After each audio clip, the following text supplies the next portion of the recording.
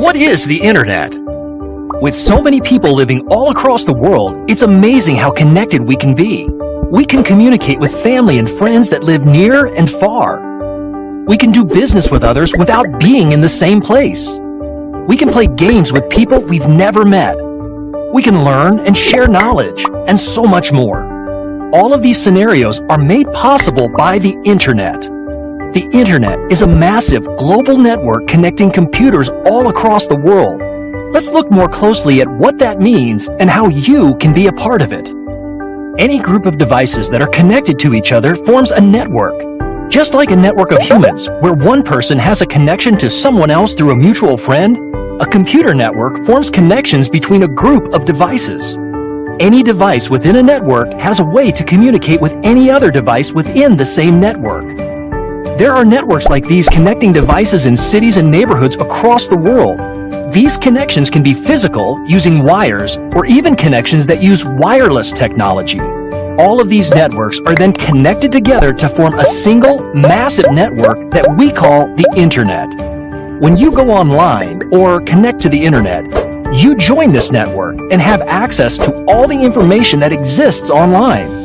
From sending emails to searching for information or video chatting with a friend, there are a lot of things you can do online. Connect to the Internet. To access information and communicate online, you first need to connect to the Internet. To do this, you need an appropriate device and access to a network. The most common devices that people use to go online include laptops, desktop computers, mobile phones, and tablets.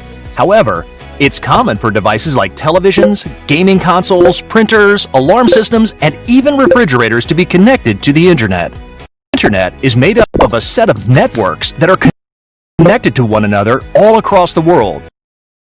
To go online, you need to physically connect to one of these networks. Different devices use different connection methods to get connected. If you're using a desktop computer, you will likely have a wired connection to a network for Internet access. Laptop computers typically have ports for wired connections as well. With wired connections, you will use a cable to plug your device into a port or modem that connects to the Internet. This is typically an Ethernet cable. When using portable devices like mobile phones, laptops, and tablets, you will typically connect to the Internet using Wi-Fi, which is a wireless connection. If you purchase a data plan through your cell phone carrier, you can also connect to the Internet wirelessly using the carrier's cellular networks. This is called mobile broadband. These options allow you to access the Internet while you're on the go without needing to use cables. You simply need to enable Wi-Fi on your device, select the name of the network that you have access to, and you will be connected to the network wirelessly. Many of the networks that make up the Internet are made publicly available for anyone in the area to access. You can often join open networks in airports, malls, and other public places using Wi-Fi. Sometimes you'll come across networks that are private. These networks require permission to join. In this case, the institution gives a password to those who are authorized to use the network. For example, a coffee shop might give customers a password so they can connect to the Internet in the shop from their own devices. If you don't have access to existing public or private networks, there are ways to set up your own network by contracting service with an Internet Service Provider, or ISP. These networks are set up using modems that create a connection to the Internet and routers that allow multiple computers to connect to the network. The ISP usually provides you with these devices. No matter how you get connected, going online is quick and easy with the right device and access to a network. One way to connect a computer to the Internet is by using Wi-Fi.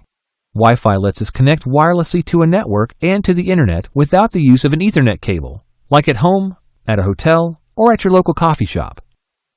Let's walk through the steps to connect to a network using Wi-Fi on a Windows 10 computer. The first step in the process is to check your Wi-Fi status. You can check this easily by looking down at the bottom right corner of your screen in the taskbar. There you will find several items, including the time and date, Windows notifications, volume settings, and your Wi-Fi status. Here we see a red X in front of a grayed out Wi-Fi symbol. That means we're not connected to the Internet via Wi-Fi. Let's change that. To connect to a Wi-Fi network, First, we have to access the Windows 10 Wi-Fi menu. You can access this menu one of two ways. You can either right-click on the Wi-Fi status icon in the taskbar and select Open Network and Internet Settings, and then select Wi-Fi. Or you could simply go down to the Cortana search bar in the bottom left of your screen and type in Wi-Fi. Then click on Change Wi-Fi Settings. Once within the Wi-Fi menu, we must turn your computer's Wi-Fi on. To do that, we simply click on the toggle button at the top of the Wi-Fi menu. Once Wi-Fi has been turned on, your computer will search for available Wi-Fi networks nearby. To see them and select one, click on the Show Available Networks link. That will open up a list of available nearby networks. This list will feature all nearby Wi-Fi networks and their signal strength. Usually, the higher the signal strength, the better and faster connection to the Internet. This is signified by white bars in the Wi-Fi icon for each network. The more white in color the logo is, the stronger the signal. To connect to a network, right-click on Connect. Your computer will attempt to connect to the selected network. If it is a secured network, you will be asked to provide a network security key, sometimes simply referred to as a Wi-Fi passcode. If this is your Wi-Fi network, you should have this network security key. Type it in the field and select Next. The passcode will appear in the field as a series of asterisks. If you need to see the passcode as you type it, long-clicking or clicking and holding on the eye icon to the right will show you the passcode, but only while you're holding down the mouse button.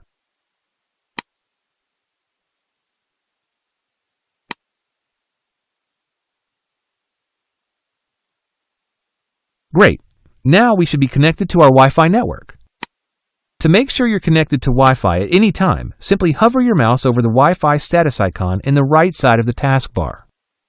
The name of the network you're connected to will appear. Let's open a browser. There we are. Now, with the help of your Internet browser, you are ready to access the Internet. What is the web? The World Wide Web is a collection of documents and resources that people can interact with. We access the web using the Internet. The documents on the web are called web pages. They present information and media that users can view and interact with. The world's very first web page, created in 1989, was very simple. It had simple black and white text without any media or styles. Modern web pages are becoming more and more interactive and rich. There are web pages for a variety of uses. From web pages that allow you to read someone's personal blog to web pages that help you book tickets for travel. Every web page has an address on the Internet called a URL, or Uniform Resource Locator. To view a web page, we type its URL into tools called web browsers. Web browsers send requests over the Internet to find web pages using their addresses and load them onto our screens so we can view them and interact with them. Using the web, we can access almost any type of information at the press of a button. Web browsers make it easy for us to access online information and interact with websites. Let's walk through how to access and interact with a website using the Microsoft Edge browser. Keep in mind that if you're using a different type of browser, you can accomplish the same types of tasks. Things just might look and behave a little bit differently in your browser. To access a website, we enter the URL of the site into the address bar at the top of the browser and press Enter. By the way, URL stands for Uniform Resource Locator. That's just a techie term for the address of a website or web page. The browser will load the web page and it's displayed in the window. We can use the scroll bar to scroll down the page and interact with all of the elements of the page. Web pages usually contain hyperlinks that point to other sites. Hyperlinks contain URLs to other pages. We can hover over a hyperlink and the browser will show us the URL that the link contains. When we click on a hyperlink, the browser opens the web page in the window. If we want to go back to the previous page, we can use the Back button at the top left corner of the browser. To again navigate back to the last page we were on, we can use the Forward button. To avoid using these navigational buttons, we can open links in other tabs. Tabs allow us to open multiple web pages at the same time in the same browser window. To open a hyperlink in a new tab, right-click on the link and select Open in New Tab. when we have multiple tabs open in a window. The titles of each web page will be displayed here at the top of the window. You can open a new blank tab by clicking the New Tab button here. We can also open web pages in separate windows. To open a hyperlink in a new window, right-click on the hyperlink and select Open in New Window. To open a blank browser window, find the Settings and More menu at the top right of the browser window, and then select New Window here. You can always keep track of the web pages you visit using the History feature of a browser. In the Microsoft Edge browser, click the Hub icon here to access your browser history, and you'll see a list of the web pages you visited organized by date. You have the option to clear web pages from your history whenever you'd like, and you can do so by clicking Clear History. These features of web browsers make it easy to browse the web. With Bing search engine, you can find information about any topic on the web. For this video, I want to learn more about Mount Rainier. So I will type Mount Rainier either on Bing.com search bar or directly onto Microsoft Edge's address bar. As I type, Bing automatically gives me search suggestions relating to Mount Rainier. I can choose from any of Bing's search suggestions or press Enter to pull up the search results. Bing searches the web for pages related to Mount Rainier and tells me over 300,000 results were found. Each search result is a hyperlink which will bring me to that web page. So if I click on the Mount Rainier's official webpage hyperlink, I will be directed to their official webpage. I can browse through the webpage, or I can go back to the search results page by clicking the back arrow button. So far, a link to Mount Rainier's official webpage and the summary is displayed. I'll scroll down to see more search results in various media. Mount Rainier's travel guide, their Wikipedia overview, images, videos, and more were also found. Bing gives me web pages to everything I would want to know about Mount Rainier. In this case, I'm looking for an image of Mount Rainier, so I will scroll back up to the top and switch my results to display only images. Once I click Images, I will be sent to a new page that displays images of or relating to Mount Rainier. Now, if I select any image on the page, the full screen version will pop up. From here, I can also download the image or navigate to the web page that published it. Search engines make it quick and easy to find information on the web. The web is full of millions of web pages containing lots of information for us to access. But we should always keep in mind that anyone can create content on the web, so you can't trust everything you come across. There are a few strategies you can use to judge whether a web page is reliable, and if the information you find is fact or false.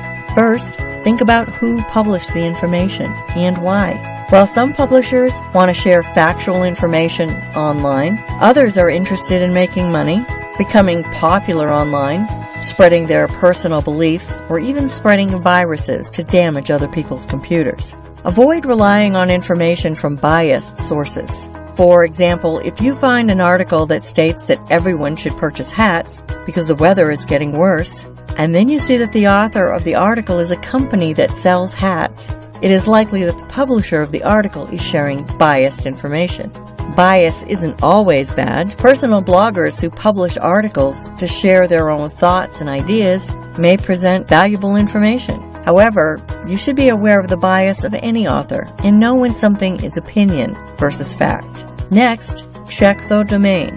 The type of domain a website is hosted on can tell you a bit about the type of content you're viewing.